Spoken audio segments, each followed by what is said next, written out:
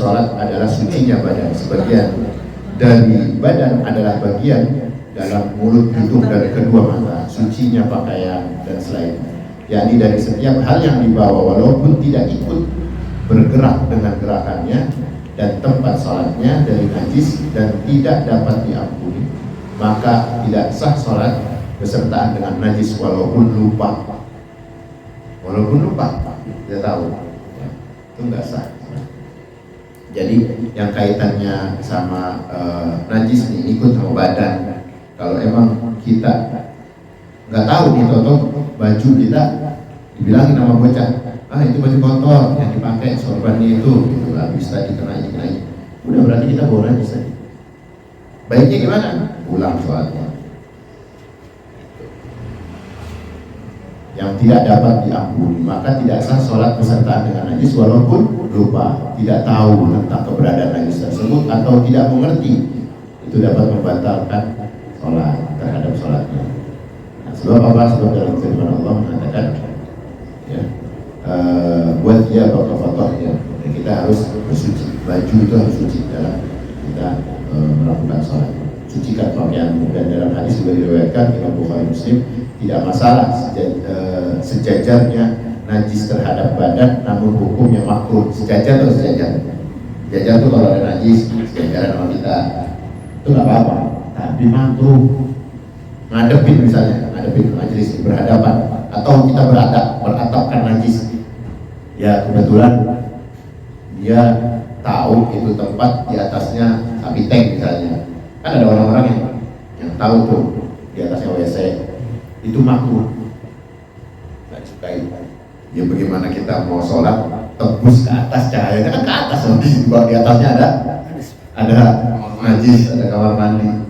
Nah, itu lebih afdol, makanya sholat jamaah di masjid, itu sholat di lapang, tanah lapang. Kalau sholat di kontrakan kita kagak tahu di atas lagi pada ngapain. Bukan nggak sah. Koneksi kita antara kita sama Allah memang di hati, tapi tempat, keadaan itu pun menjadi fasilitas penunjang. Itu maksudnya. Sini pembahasan ini detail, ya. Walaupun tidak masalah, tapi itu tergolong makruh. Ya, seperti menghadap najis dan benda yang terkena najis, melurusi menghadap atap yang najis, hukumnya juga makruh. Jika atap tersebut dekat dengan kita, secara orang tersebut dianggap melurusi secara umumnya. Oleh karena itu, ini bahasan tadi di mulut ya, mulut, mata, hidung, kedua mata itu juga bila seorang terkena najis dan belum mensucikannya, maka sholatnya juga tidak sah. Karena ada mata kemasukan apa, kuping kemasukan apa, yang hal yang sifatnya juga kita nggak tahu, tapi tiba-tiba ada yang itu di situ ada nanahnya, di situ ada darahnya, di situ ada apa. Perbedaan juga sahnya sujud dan tidak bergerak gerakan dalam, bahwa anjuran untuk menjauhi najis dalam sholat juga mengagungkan sholat dari tempat dan sudah dapat dihasilkan dengan hal. Jadi kalau kita ngebawa nih, misalnya ada yang kita pernah ngalamin, kalau baju atau kita pahami di tempat kita itu ada najis, kita pengen tutupin, ya segera tutup.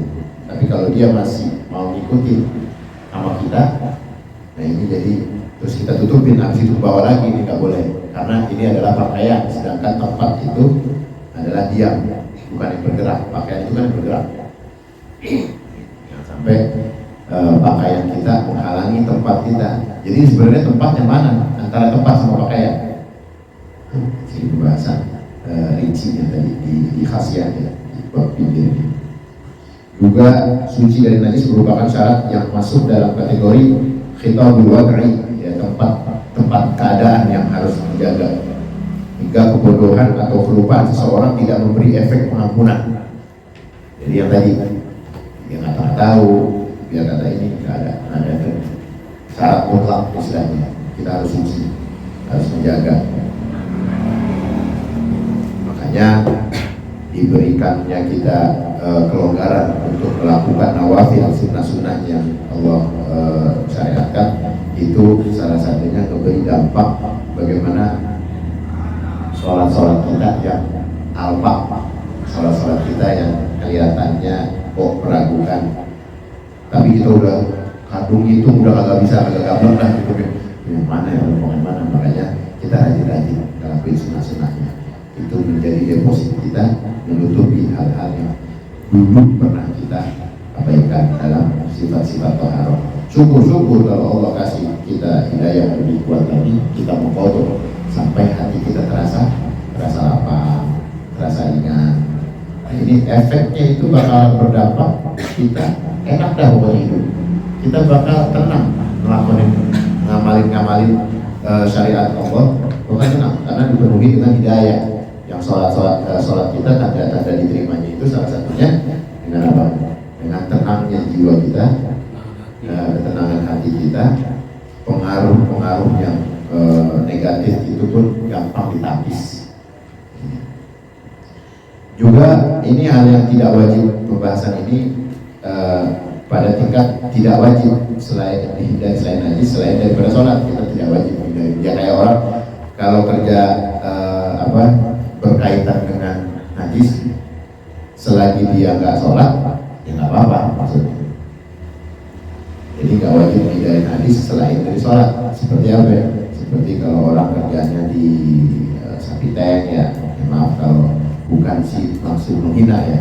Kalau bisa kita milih dan kerjaan yang lebih terhormat, bukan berarti tidak terhormat mencari nafkah yang halal, itu terhormat tetap. Ya, cuma kalau bisa ada pilihan lain, kita dianjurkan untuk memilih yang lebih baik. Ya, ini selain orang tersebut tidak sengaja melumuri tubuhnya atau bajunya, itu juga nggak apa-apa. Dengan najis maka hukumnya kalau dia sengaja maka hukumnya haram.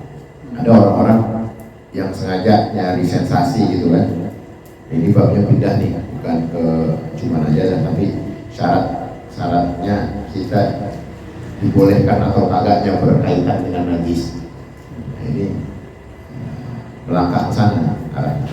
Jadi kalau aja hukumnya itu mewajibkan kita bercengkrama dengan najis tapi tidak sengaja yang ngelumurin ya, apa kayak kita lagi ngebersihin WC. Orang kalau lagi kerjaannya apa OB ya, ngebersihin WC di hotel-hotel atau mana kan, itu kan berkecimpung dengan najasa.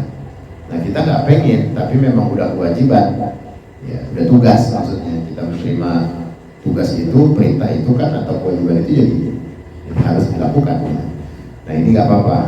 Tapi kalau ada kerjaan yang sengaja najis sendiri, meper-meperin, nah ini yang haram, nggak boleh. Maksudnya kerjaan itu yang nggak ada kepentingannya, cuma konten doang, nggak ada hal-hal yang sifatnya uzur ya, cuma pengen konten gitu, ngarep bintang, ngarep apa itu like, gift. Ya, ini udah fenomena zaman sekarang. Kita pikir dulu mana ada sih orang kerjaannya meperin najis, kan kita pikir nggak ada. Ulama udah bahas dulu itu haram, rupanya sekarang banyak demi konten. Ada yang begitu ya. Kita baru ngikutin ini. Aneh dari tadi mikir ini kaitannya sama kerjaan meperin najis apaan ya? Lagi mikir rupanya ada zaman sekarang. Nah ini yang diharapkan, ini nggak boleh.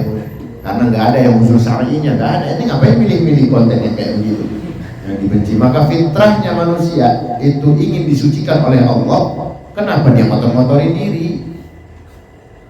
Ya kan? Jadi kita punya fitrah kan emang ya bersamaan dengan kotoran, tapi ngapa motorin diri sedangkan syariat kita bersih. Iya, kudu bersih. Dilihat sama orang kudu cakep. Dan beda ya kalau konten yang dicari ini misalnya orang lagi kerja nggak tahu, itu beda. Tapi ini sengaja, sampai guling-guling lah di jalanan minta simpati sama orang. Oh enggak, saya sebenarnya ngeprank doang, tapi dia penuh berlumuran sama najis, minta diibatin sama orang. Rupanya ada ya sekarang ya. Kita lagi mikir ini dulu gimana modelnya kerjaan sengaja. Lah kan kalau lagi kerjaan sampai kan dia bukan sengaja, emang dia pengen ngambil hal iya. Malahan kita menghindari hal yang demikian itu lebih baik, walaupun kerjaannya halal kan kita begitu. Tapi kok di sini ada pembahasan dalam kitab ini, jangan sampai dia sengaja maka hukumnya haram. Rupanya sekarang.